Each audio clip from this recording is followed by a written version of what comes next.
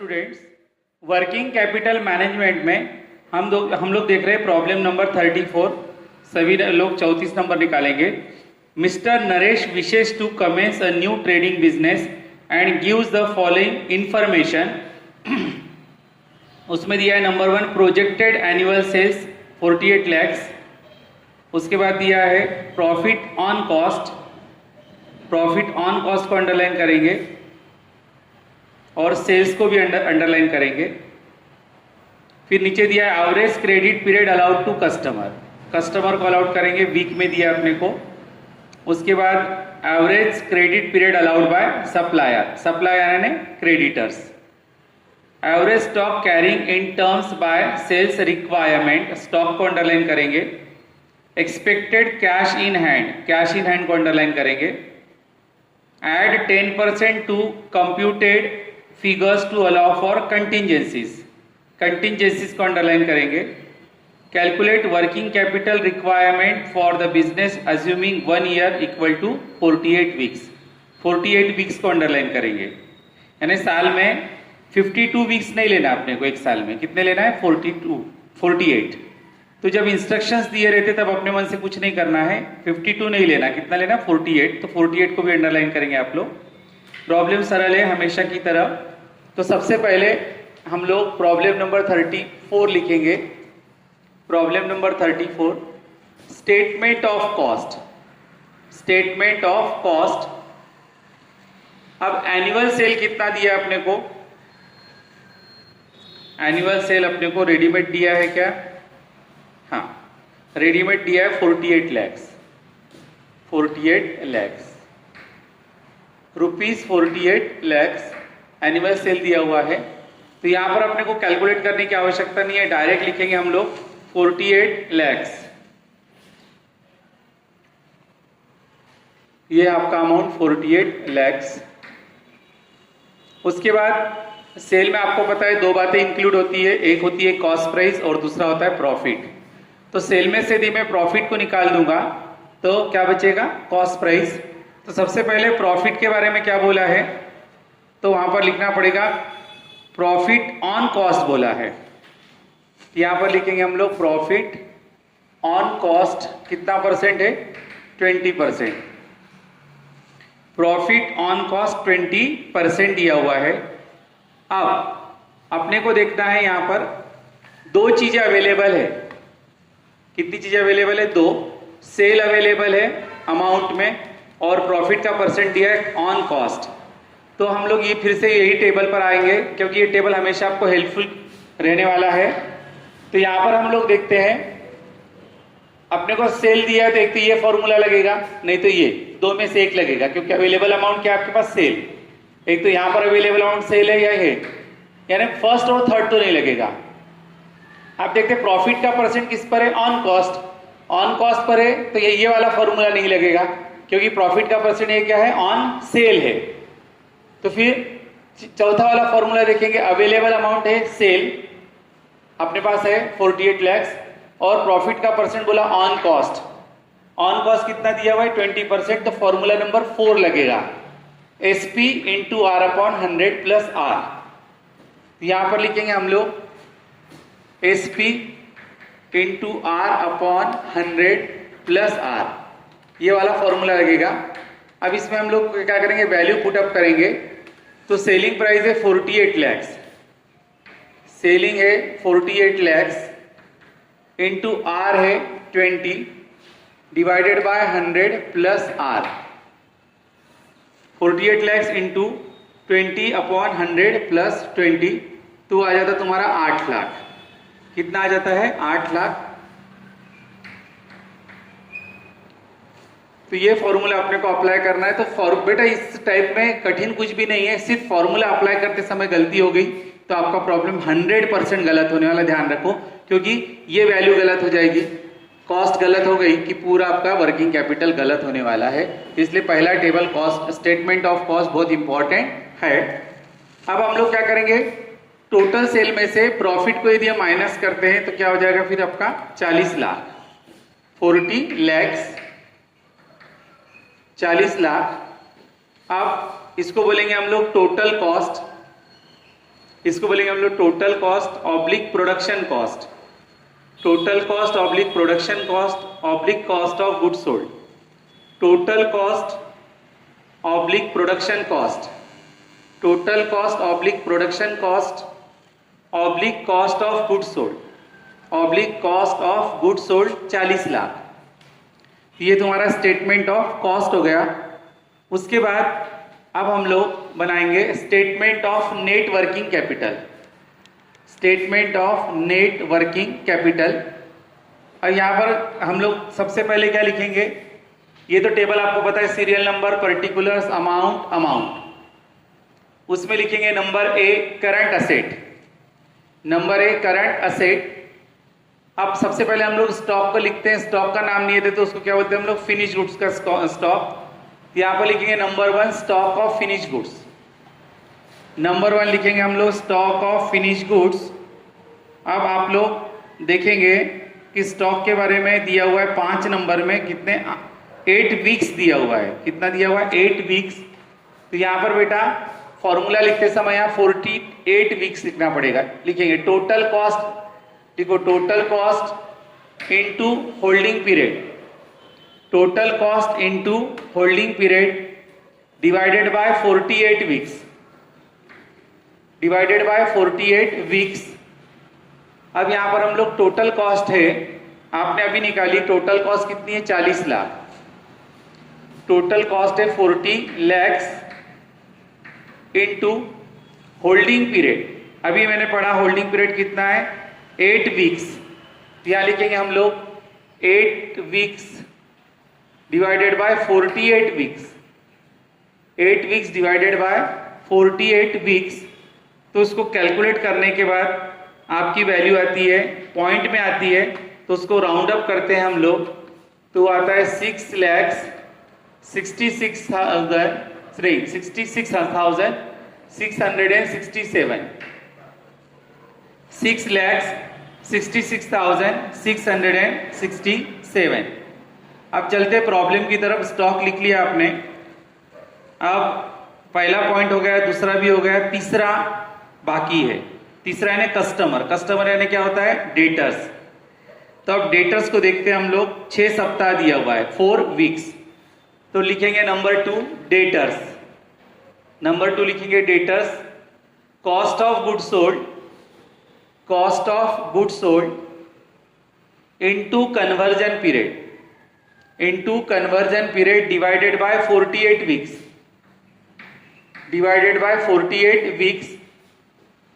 तो यहाँ cost of good sold कितना है, अभी निकाले आपने, cost of good sold 40 lakhs, 40 lakh है, इनटू कन्वर्जन पीरियड। अभी आपने देखा कन्वर्जन पीरियड कितना दिया था उसका, 6 वीक्स। कितना है, 6 सप्ताह। 6 वीक्स डिवाइडेड बाय 48 वीक्स।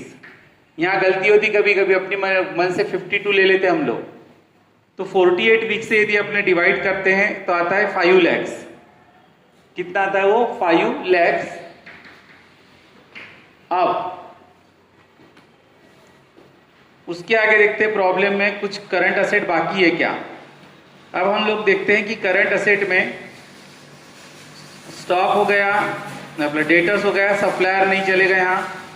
उसके बाद स्टॉक हो गया आपका, कैश है बेटा, कैश ऑन हैंड 25,000, नहीं सॉरी, कुछ तो भी गलत प्रॉब्लम देख रहा हूं मैं, गड़बड़ हो गई क्या, कुछ बराबर किया है मैंने। हाँ, कस्टमर हो गया, कस्टमर। सप्लायर, सप्लायर नहीं चलेगा अपने को, स्टॉक बराबर है। कैश इन हैंड 50,000 है, कैश इन हैंड कितना है, 50,000। यहां लिखेंगे हम लोग 50,000 कैश इन हैंड। आगे चलते हम लोग, अब देख रहे कोई भी करंट असेट नहीं बाकी, तो इन तीनों की टोटल करेंगे हम लोग।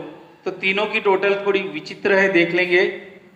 12,16,000, 12,16,667, 12,16,000, 12,16,667। इसको बोलेंगे number A total current asset, number A total current asset 12,16,667। उसके बाद लिखेंगे हम लोग number B current liabilities, number B current liabilities. अब चलते हैं हम लोग आगे। करंट लाइबिलिटीज में क्या क्या है देखते हैं। तो पहला हो गया, दूसरा हो गया, तीसरा भी हो गया। चौथे में देखो सप्लायर दिया हुआ है। क्या दिया हुआ है? सप्लायर। तो सप्लायर तो हमारी करंट लाइबिलिटी है, उसको लिखेंगे number 1 creditors oblique suppliers, creditors oblique suppliers. उसका फॉर्मूला है credit purchase into payment period, credit purchase into payment period divided by 48 weeks, credit purchase into payment period, credit purchase into payment period divided by 48 weeks, 48 सप्ताह है। तो यहाँ पर हम लोग value put up करेंगे। क्रेडिट परचेस तो यहाँ पर तो अलग से कुछ दिया नहीं है, तो 40 लाख को ही हम लोग क्या मानेंगे? क्रेडिट परचेस मानेंगे। तो यहाँ लिखेंगे 40 लाख इनटू, आप देख रहे हैं उसका जो पीरियड दिया हुआ है सप्लायर का 4 वीक्स दिया हुआ है। यहाँ लिखेंगे हम लोग 4 weeks divided by 48 weeks, 4 weeks divided by 48 weeks. तो ये हो जाएगा 3, 6 बार 3, 1 2 3 4 5 और 6, 3,33,333। ये हो जाएगा तुम्हारा 6 टाइम्स 3। आप देख रहे हैं हम लोग प्रॉब्लम में तो सभी आइटम्स हो गए हैं, कोई भी करंट लायबिलिटी बाकी नहीं है। तो इनकी सबकी टोटल करेंगे हम लोग, इन सबकी टोटल करेंगे तो ये आ जाएगा 3,33,333, 3,33,333। इसको बोलेंगे number B total current liabilities, number B total current liabilities 3,33,333। अब हम लोग इसको क्या करेंगे? माइनस करेंगे तो क्या मिलेगा अपने को? Net working capital. तो ये हमारा net working capital A minus B 88,334। तो इसको यदि हम लोग डिडक्ट करते हैं तो आता है 88,334, 88,334, 8,83,334, 8,83,334। इसको बोलेंगे हम लोग net working capital, net working capital A minus B 8,83,334 net working capital. अब आपको लास्ट में दिया हुआ है कंटिंजेंसीज 10%। तो आपको पता है कंटिंजेंसी हम लोग किस पर निकालते हैं? नेट वर्किंग कैपिटल पर निकालते हैं। तो यहां पर लिखेंगे हम लोग contingency plus contingency 10% on net working capital, 10% on net working capital. अब यहां पर हम लोग देखते हैं नेट वर्किंग कैपिटल कितना है। वो है तुम्हारा 88,333,4, 88,333,4 इंटू 10%। तो 10% है तो अपने को आसानी है बिल्कुल। तो क्या हो जाएगा वो 88,333.4। तो पॉइंट के इमीडिएट बाद 5 6 7 8 9 यदि रहा तो हम प्रीवियस में क्या करते हैं +1। तो पॉइंट के इमीडिएट बाद क्या है 4, इसलिए हम लोग उसकी वैल्यू लिखेंगे 88,333, 88,333, 88,333। अब इनको ऐड यदि हम करते हैं तो वो आता है 971,971,667, 971,667, 9,71,667। इसको बोलेंगे हम लोग टोटल वर्किंग कैपिटल। क्या बोलेंगे हम? Total working capital. वो है 9,71,667। तो इस प्रकार हमारा यहाँ पर प्रॉब्लम नंबर 34 कंप्लीट होता है। अब प्रॉब्लम नंबर 35 शायद मुझे कर देना पड़ेगा क्या? वैसे तो आवश्यकता तो नहीं लग रही है, देख लेते हैं, पढ़ते हैं हम लोग। From the following information you are required to forecast the working capital requirement of a firm. Projected annual sale 60 lakhs, profit on sales 12.50 है। कितना दिया हुआ है? 12.50। आगे चलते हम लोग, 35 में 12.50 दिया हुआ है। हाँ, तो यहां पर हम लोग सेल को अंडरलाइन करेंगे। सेल है आपका 60 lakhs। सेल कितना है अपना? 60 lakhs। और profit on cell, profit on cell को अंडरलाइन करेंगे, वो है 12.50। यानी प्रॉफिट का जो परसेंटेज दिया हुआ है अपने को, वो किस पर दिया हुआ है? On sale. ध्यान दो, ये होमवर्क करना है आप लोगों को, सिर्फ डिस्कस कर रहा हूं मैं यहां पर। तो आप लोग देख रहे हैं, यदि ये फॉर्मूला देखेंगे तो अवेलेबल क्या है? SP SP. एक तो दूसरा फॉर्मूला लगेगा, नहीं तो चौथा लगेगा, क्योंकि अवेलेबल अमाउंट एक तो सेल है, कॉस्ट नहीं है। ठीक है, इसलिए दूसरा या चौथा फॉर्मूला। अब उसके लिए देखना पड़ेगा कि प्रॉफिट का परसेंट काय पर है। तो बेटा प्रॉफिट का परसेंट आप लोग देख रहे हैं ऑन सेल है, अंडरलाइन कर लिया आपने। तो ऑन सेल है तो ये दूसरा फॉर्मूला लगेगा, क्योंकि चौथे फॉर्मूले में ऑन कॉस्ट है। तो दूसरा फॉर्मूला लगाएंगे आप लोग। कौन सा है दूसरा formula? SP into R upon 100। आप लोग वहां पर फॉर्मूला लिख के रखो, कंफ्यूजन होगा तो। प्रॉफिट ऑन सेल और एनुअल सेल के बीच में जगह है, उसके वहां पर लिख लो SP into R upon 100। Second number का फॉर्मूला लगाएंगे यहां पर, तो अपने को प्रॉफिट मिल जाएगा। उसके बाद कस्टमर उसका दिया हुआ है 12 वीक्स, सप्लायर दिया हुआ है 8 वीक्स। उसके बाद raw material in stock average 4 weeks. उसके बाद स्टॉक दिया हुआ है आपको 6 वीक्स। कैश दी हुई है 50,000।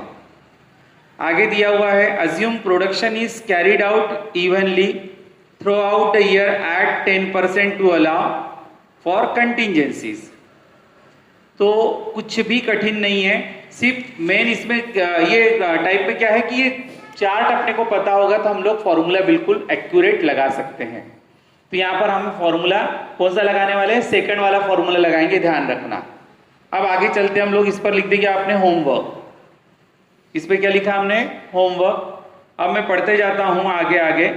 यदि होमवर्क का लगा तो होमवर्क दूंगा, और नहीं तो मैं खुद सॉल्व करके दूंगा। अब चलते हम लोग 36 की तरफ।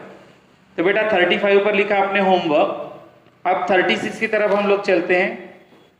यहां पर देखते हैं, messrs Amit industries limited require you to forecast their working capital requirement from the following information.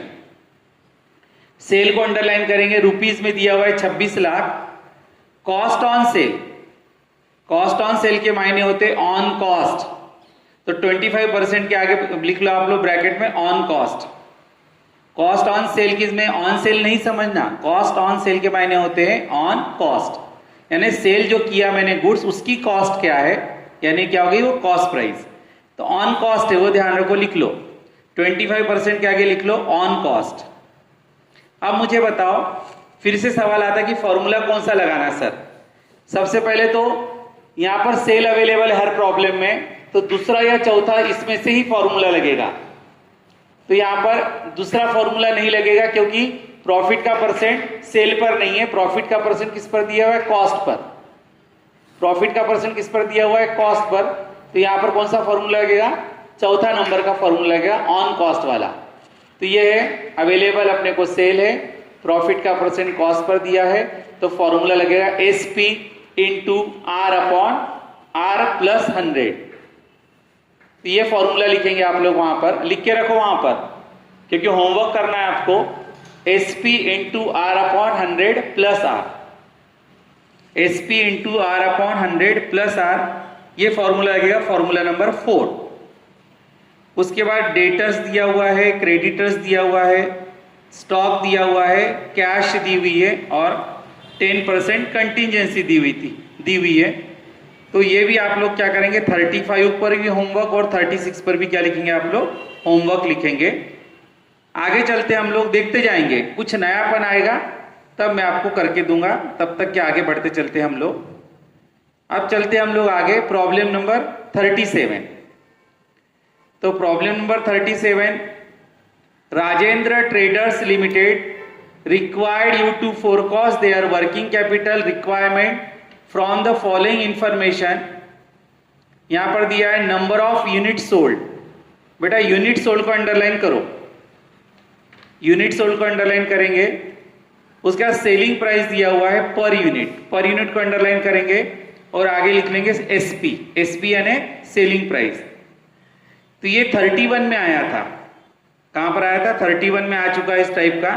तो यहां पर लिखेंगे बेटा हम लोग प्रॉब्लम नंबर होमवर्क लिखेंगे। यहां पर क्या लिखेंगे, होमवर्क। 37 पर लिखेंगे होमवर्क और जस्ट लाइक प्रॉब्लम नंबर 31 आगे लिखेंगे just like problem number 31, 31 number की तरह ही है।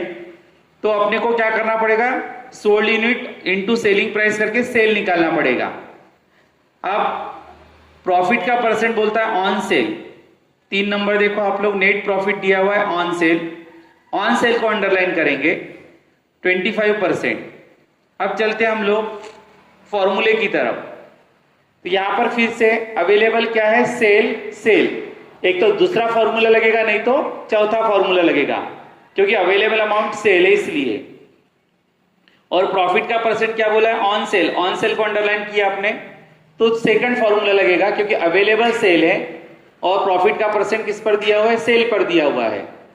तो इसकी वजह से सेकंड नंबर का फॉर्मूला लगेगा SP इंटू R अपॉन 100। तो प्यारे बच्चों वहां पर लिख के रखो फॉर्मूला। मैं जो बोलता हूं इंस्ट्रक्शन देता हूं लिख लिया करो, क्योंकि बाद में अपने को कुछ ध्यान में नहीं रहता। तो फॉर्मूला कौन सा लिखोगे, सेकंड नंबर का SP into R upon 100, SP into R upon 100। फिर सप्लायर दिया हुआ है, सप्लायर यानी क्रेडिटर्स, ऑब्लिक में लिख लो क्रेडिटर्स। फिर अपने को कस्टमर दिया हुआ है, कस्टमर यानी डेटर्स। आगे दिया हुआ है स्टॉक होल्डिंग टर्म्स, स्टॉक को अंडरलाइन करो, 16 वीक्स दिया हुआ है। उसके बाद एक्सपेक्टेड कैश, ये हमारी करंट असेट और कंटिजेंसी को अंडरलाइन करेंगे 10%।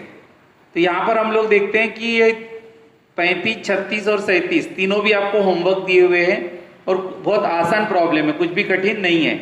और यहाँ पर वीक्स कितने लेंगे, 52।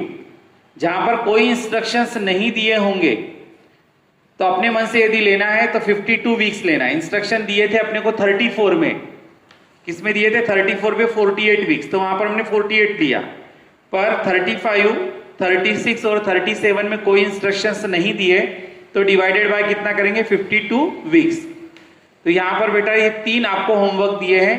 नेक्स्ट वीडियो में नेक्स्ट प्रॉब्लम के साथ फिर से हम आएंगे। Thank you.